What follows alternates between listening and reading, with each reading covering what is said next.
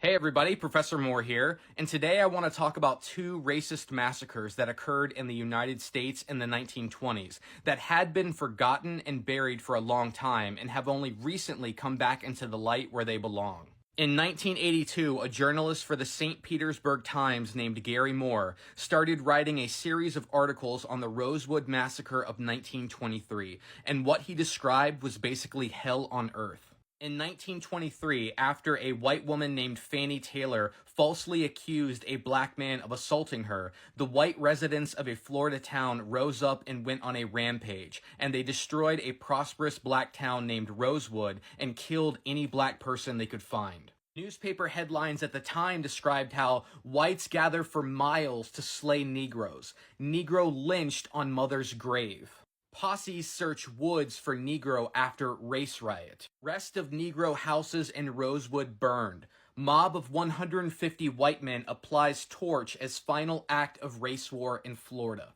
At the end of this violence, up to 200 black Americans had been killed, with many being tossed in mass graves. Remarkably, this racist attack had almost been lost to history, but once Gary Moore started publishing these articles in 1982, the survivors of the massacre finally began breaking their silence and telling their stories. In a major victory, the reopening of this wound led the state of Florida to issue reparations to the survivors of the massacre.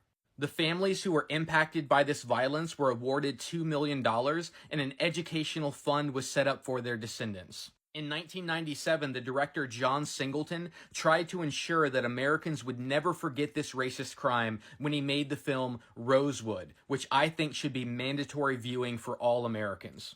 Even though nothing can bring back the lives that were lost, these actions were a step in the right direction. And if we look at the Tulsa Massacre of 1921, we can see a similar story. To start with, just like Rosewood, until very recently, many Americans knew nothing about the Tulsa Massacre of 1921.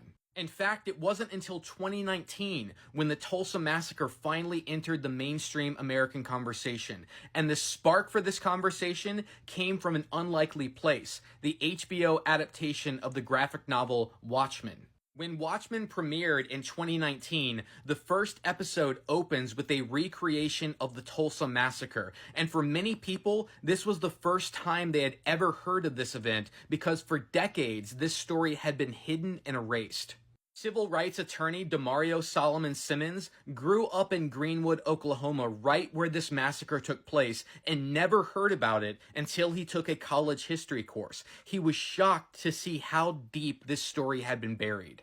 Over the past few years, this story has come back into the light. Here are the facts. The spark that ignited the Tulsa Massacre is very similar to the story of Rosewood. In 1921, a black 19-year-old named Dick Rowland tripped and bumped into a 21-year-old white woman named Sarah Page in an elevator, and she screamed. Her coworkers spread the story that she had been attacked and assaulted, and even though she denied these charges, it didn't matter. Simply an accusation against a black person was as good as a guilty verdict and a death sentence. The police arrested Rowland and took him to jail, while a lynch mob formed to kill him before he ever saw the inside of a courtroom. When Rowland's parents and other members of the black community went to the jail to protest, the white people of Tulsa rose up to put them back in their place and show them that even if they were no longer enslaved, they would never truly be Americans. They could never fully be safe in America. Just as with Rosewood, Greenwood and Tulsa was a prosperous black community that was even called Black Wall Street, and it was this black wealth and happiness that the white people in Tulsa were attacking. The violence directed against the black community in Tulsa is hard to imagine. White mobs turned Greenwood into a burned-out war zone, and there was nowhere that these people could look for help. The police were part of the lynch mob. The governor of Oklahoma couldn't be bothered to lift a finger.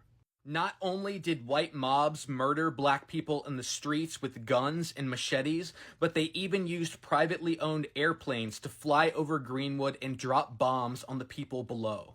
Here we can see photographs of the bombed out city that looks like something that came from World War II. This is what white supremacist terrorism looks like. This is what the black people of Tulsa were subjected to simply because they were black. It's hard to imagine that this took place in the United States a little over 100 years ago. These are the pictures and the stories that were hidden and buried for so long. This is the racist violence that this country has never fully acknowledged. At the end of the Tulsa Massacre, up to 300 Black Americans had been killed, with many being tossed into mass graves. In fact, as recently as this year, these mass graves are still being discovered. This is still an active crime scene. The survivors of this massacre have long sought reparations, but time is running out. In the past few years, the last survivors of this racist violence have been dying without ever seeing true justice. These stories are not history. This is an ongoing crime. The Rosewood Massacre took place 101 years ago. The Tulsa Massacre took place 103 years ago. In historical terms, this is practically yesterday. And until this country finally faces up to the racist violence that defined this country for so long, we will never be able to heal.